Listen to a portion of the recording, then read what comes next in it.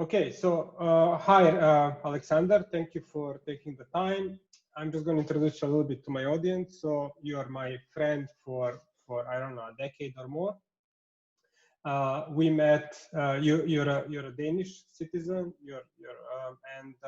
But you had a Serbian last name, and I was managing a Serbian Ironman record, and I was going through results, and I found your name. I thought you were a Serbian citizen, and then I contacted you. And luckily, you're an extrovert like me, so we were chatting a lot, and we did several projects together. Most notably, we did a coaching software startup, MeDNA, in Copenhagen, and you were the main investor, and you were the coaching brain behind that. And you are, in my opinion, one of the best coaches I know, with the most experience. You were a professional athlete, I can say, maybe not as like the top guys, but you were, I think in the result you were there, and fantastic runner, just like me. You have the same body type. You're short, small guys who run fast. Only that you could also bike fast and swim fast, and I couldn't. And yeah, you have a coaching company now. You're in Chile. Yeah. Sorry, I confused it with Peru. Did I say it correct? It's in Peru. I'm in Lima. Okay. So again, I always confuse Chile and Peru. I don't know. Please forgive me. Yeah. Now I know how people feel. I mean, I know that. My country is always confused with Siberia. And anyway, so I want to talk to you because I consider you like a huge expert in how to coach people, meaning how to take a person and physically prepare them for a challenge, which is much harder than they anticipated. You're an Ironman coach, you're a triathlon coach, marathon coach. I think you coach maybe thousands of people, enormous amount of pros. You were also, what was your best result in Ironman?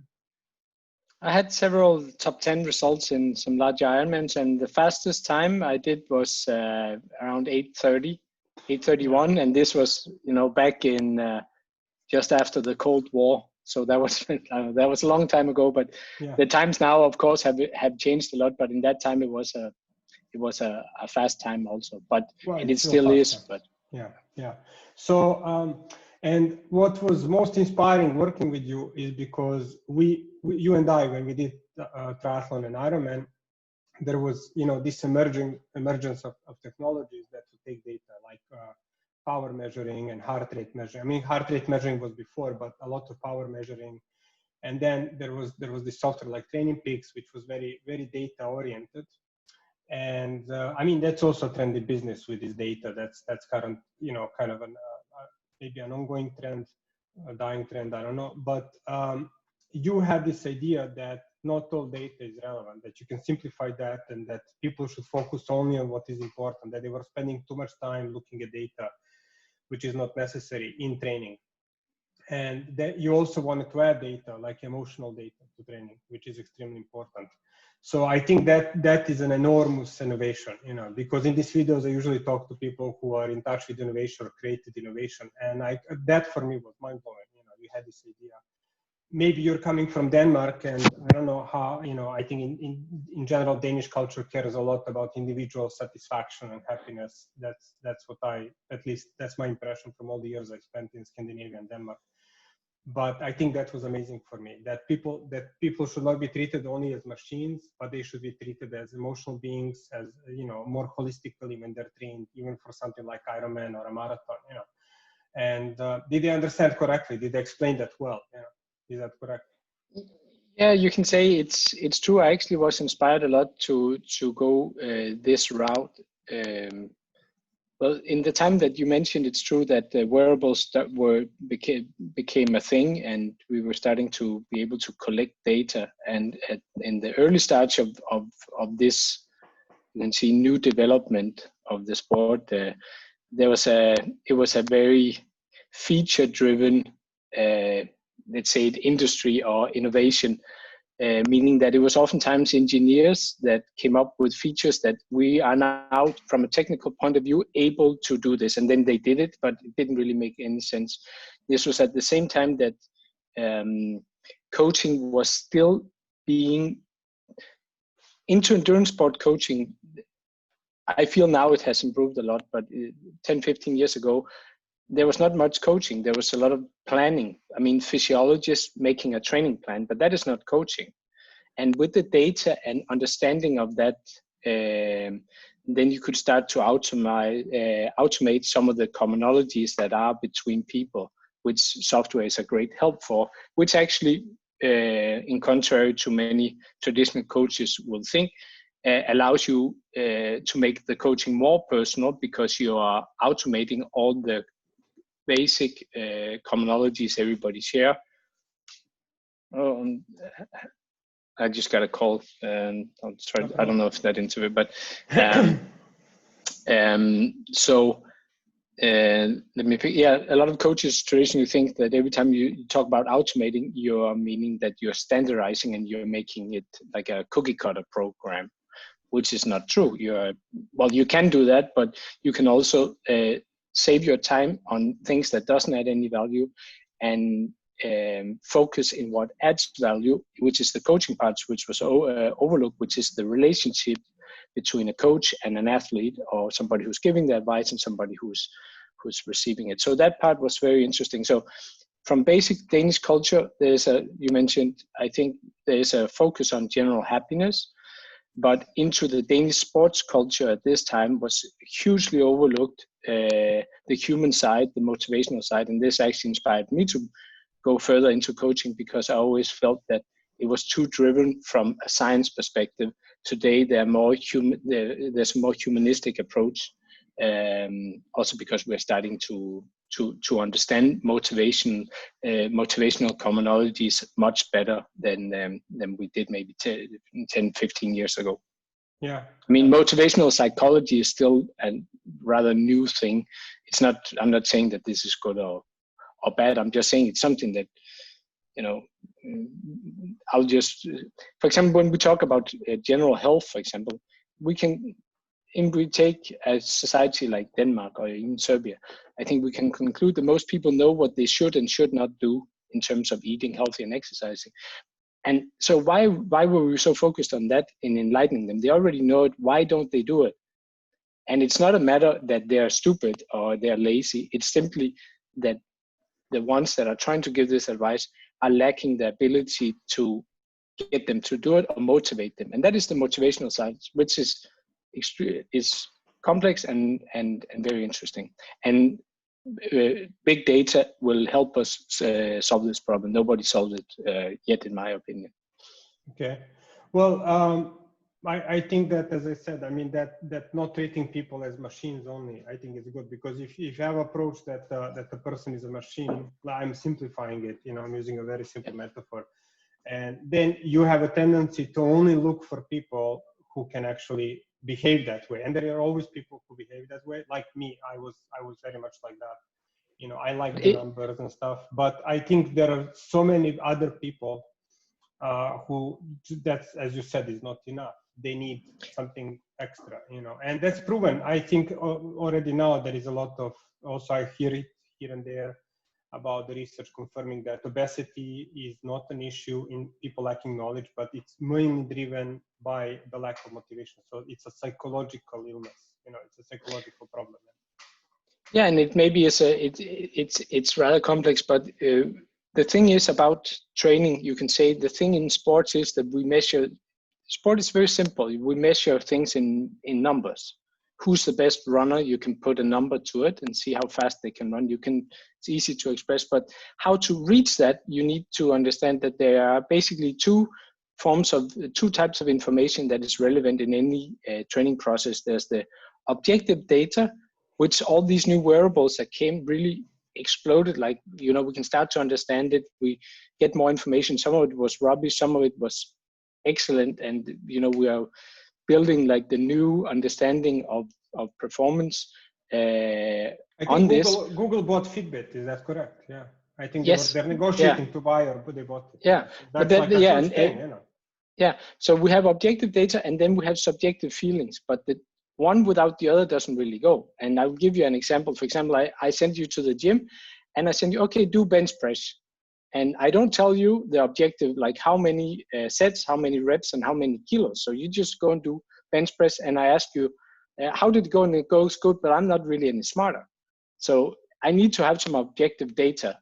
Like, okay, I did 3 sets, 12 reps, 60 kilos. Or you can do maybe 70. And okay, and then, okay, you did that, but then we leave out the subjective feeling. You don't tell me how it felt. But if you say, okay, I did this specific thing, and I felt like the first set I was really sore, and the second my muscles were burning, and in the end I was tired. Okay, I already, now I know what is going on. You know, I can combine these 2 types of information, and I can make a conclusion that is relevant for you as an individual. And so in the beginning it was very driven just the objective data. Now we are starting better and better to understand the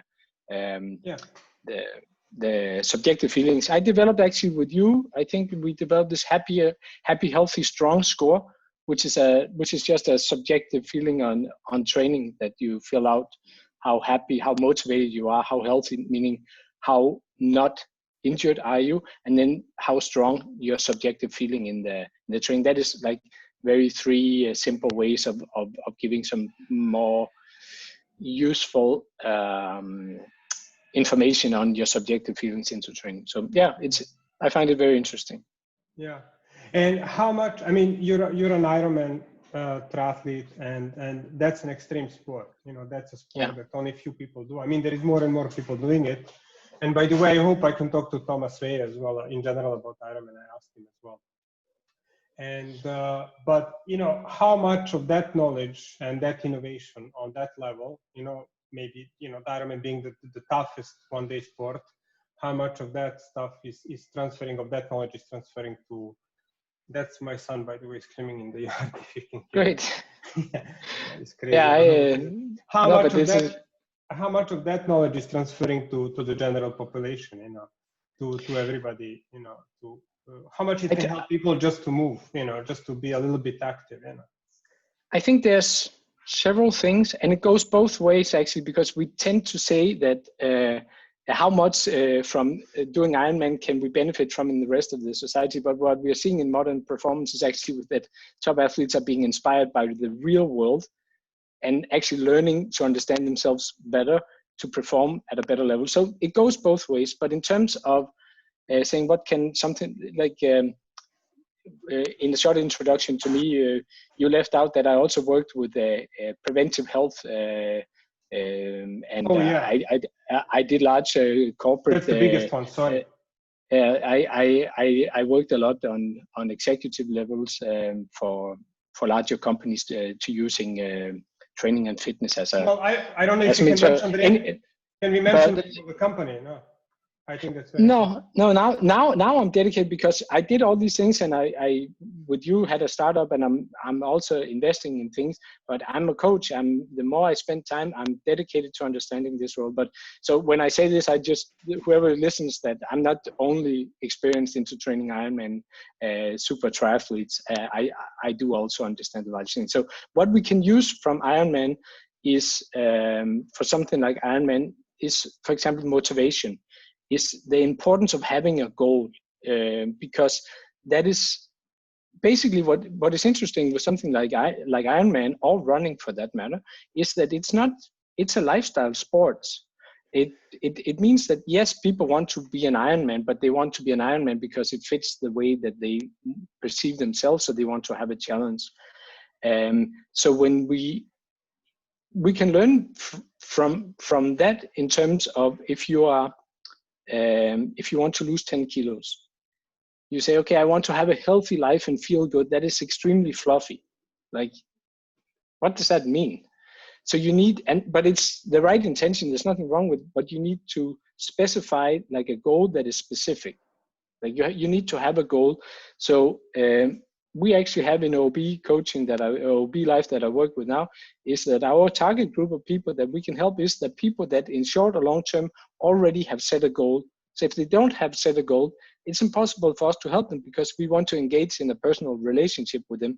And we do not want to end, this is a company that we do not want to enter at a stage where we need to motivate them, but that is actually very interesting. How do you motivate people to set a goal? But you need to have a very specific goal, because even if it's not the goal in itself that makes you happy, you need to have it, because what we can learn from something like Ironman is that people do it, and you probably can relate to this. You do an Ironman and you train for it for 1 year, and then you do the race, and it's like, I don't know, let's say 15 hours of your day. But those 15 hours really takes up a minimum space in the whole process. It's like it's nothing. And what people conclude when they cross the finish line, it was a great day. But what I really loved about it was my journey towards this goal, towards breaking some barriers, and it's the journey that makes them happy, and that we can learn from when setting goals in other things. Well, what's interesting about the Ironman goal is that I mean, first of all, it's an extremely strange goal. I mean, it makes absolutely, it's a goal that filtered through a lot of weird things through history. If someone would tell me invent a goal for people now to train for, I mean, the way Xterra was, people in Xterra, the action group, or I don't know, I'll try to talk to them as well. That's an interesting case where they had to invent something to promote Maui, Hawaii, and they came up with Xterra Triathlon, and that's not as popular as Ironman, which was so strange and morphed over time and grew. And it doesn't make any sense. Distances don't make any sense. They're crazy distances, 3,800 meter swim, 180K bike, a marathon. It's completely crazy. And it's in this island. I mean, the World Championships in an island where most people cannot even go to, extreme temperatures, just like, those ultra marathons. And most people that are drawn to it don't even like to swim, bike, or run. Yeah. So it's completely strange. I think that's very interesting that so maybe 1 million people do triathlon or Ironman. I don't know how many. I don't know what the numbers now are. I'm not sure. I think maybe there is like 50 races, 30 races. Each race has maybe 3,000 people. So I don't know. I'm very bad at math, but that comes. But it's more. It's because it's more than it's the same with the marathon, 42 kilometers. But it's not the marathon. It represents something else to us. It's a goal. It's a lifestyle. It's something that is part of our identity. That when we do it, and I think that's why it's like Harley Davidson.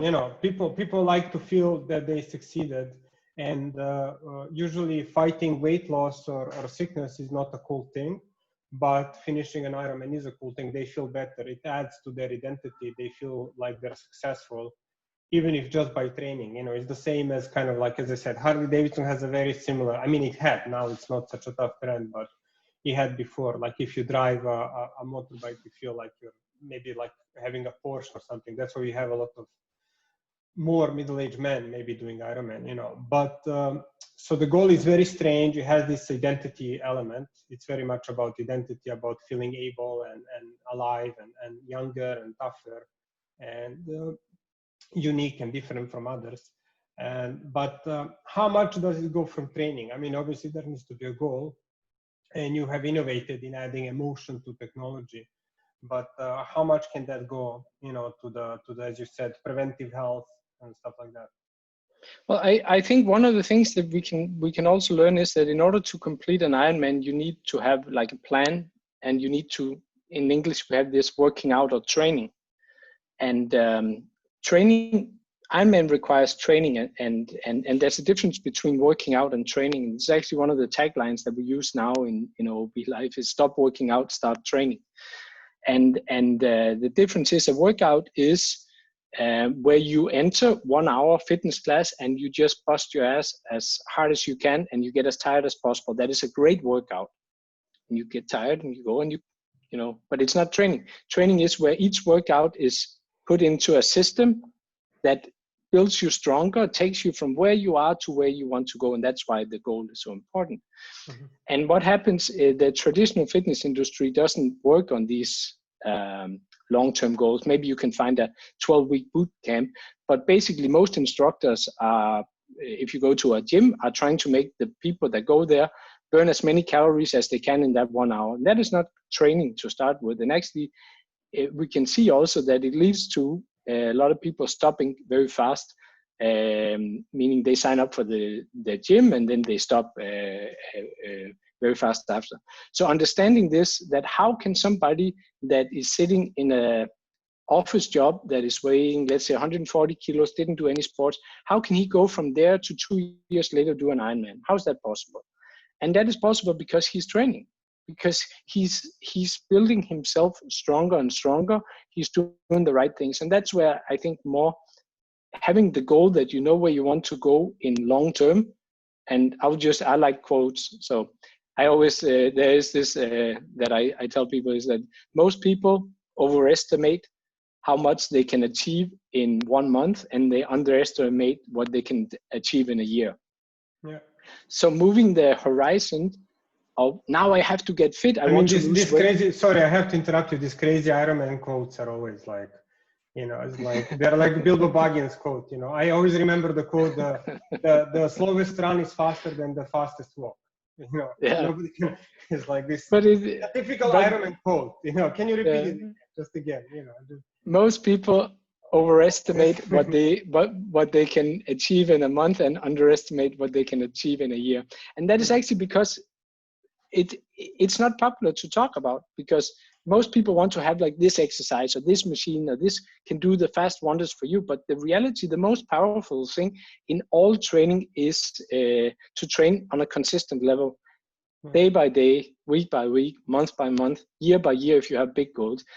That requires motivation. It requires actually two things. One, you're motivated. That is the hardest thing. So you can say when you see great athletes, what really separates them, besides, of course, having a good genetic makeup, is an ability to motivate themselves. Oftentimes, they are quite positive. They meet problems and they find something positive, and they're somehow wired like that in the head, that they are oftentimes quite positive, or they are drawn towards this. And then the other thing is to not get injured. And, that requires, again, you train. But it's very, for example, let's say it's the end of December. Most people gained a lot of weight if you're celebrating Christmas. And then the fitness gym says, hey, sign up with us. In a year and a half, you can have a great body. It's like, nobody wants that. Like, okay, you're fat, you're out of shape, you feel like shit. Yes. Do this 5-week course. And you're gonna feel great. Okay, 5 weeks, I can do it. And then they bust their ass for 3 weeks, and they're like, screw it, it was more fun to actually be going to parties and having fun. And they lose the most important thing, which is the balance. And one of the things that we left out, and now we don't have time, one of the things that I always appreciate a lot is good wine, good food, going like the balance, because the balance is the key to achieving your fitness goals. Because if you have high ambitions, you need to do it for a long time. It's the same as with work or any other thing you dedicate yourself to. If it doesn't make you happy, you feel like you're sacrificing things. And one of the other things that I can see from high performance athletes is the moment somebody starts to talk about that they're sacrificing things for their goal, it's over.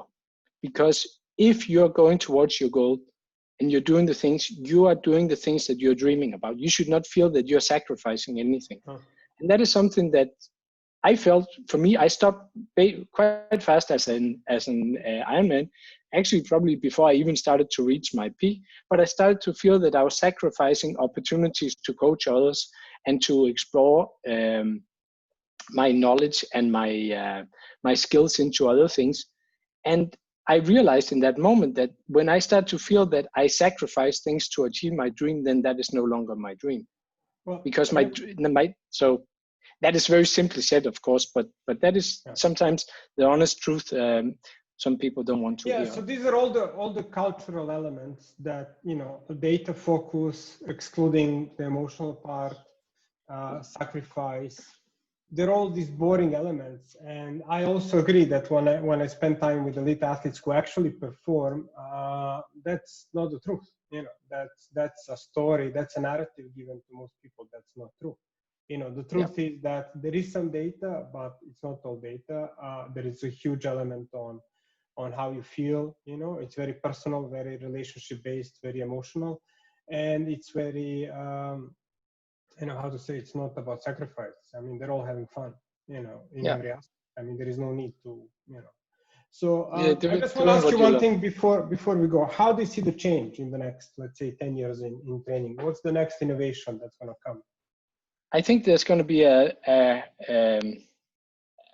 bigger understanding of, for example, now we were able to take raw data, like let's say power meters, run power meters, these things, and use them good in sports. Who is this that we're having here? Yeah, he's the next. Hey, Marco. Doći ću za 5 minuta. I think there's going to be a much larger focus on the emotional side because this is again my experience. The best coaches, the thing that was lacking in endurance sports, and now we're talking, so I can say what I want, and people can agree or disagree with me. The best coaches, the people with the greatest coaching potential, have been kept out because they sometimes lack of the coaching business, because they sometimes lack the ability to organize and systemize data so that the objective data that is needed to make the correct training is sound. And to simplify, the physiologists are oftentimes extreme. They know how to put together a plan, but they are maybe too focused on the science side. And when you meet them as a person, you don't find them very motivating. And they were the ones driving the coaching, for example, into the endurance sports and these things before. Of course, I'm simplifying things a lot here, just for the sake of the point of the argument. And I think, we are starting to automate. That is not to build a triathlon training plan for Ironman. Like 20 years ago, it was like nobody knew how to do that. Like you knew some people, but okay, that's becoming knowledge that is not so hard to find. Then you can discuss the quality of that plan, but people are going to make it, if they follow some type of plan. So what you actually should focus on as a coach is to motivate people more in engaging with them, understanding how they feel, all these things. And I think we're starting to develop tools that are more for this. There's an interesting example with this app called Headspace, which is basically for mental health, it's not the first of its kind, but it's those type of things I think will come and be integrated much better with the objective data, I hope. And then I hope that there will be even more things like Swift, where there's gamifications, but it's also social and personal, even when it's at a distance. I hope that will be kind of the next steps, where you actually start to talk with people more than just writing with them and interacting in a different way. But that's very related to endurance sports. Well, I mean, everybody can do that. I mean, if everybody's playing basketball on the streets, why not? Yeah. That's sport, you need a lot of stuff. It's easier to organize a triathlon than basketball. Yeah, but it's very interesting. But yeah, I mean, it's an interesting topic. But I actually have to go because talking about the. I think we hit the spot. Yeah, thank you very much. And it was great. Say hello to Marco. Another time we go in depth. Thank you. No, that's the last time we ever talk. Okay, let's talk another. Then have a good life. I wish you all the best. Say hello to. Have fun in Argentina. Yeah, the same for you in Bosnia. Ciao. Ciao.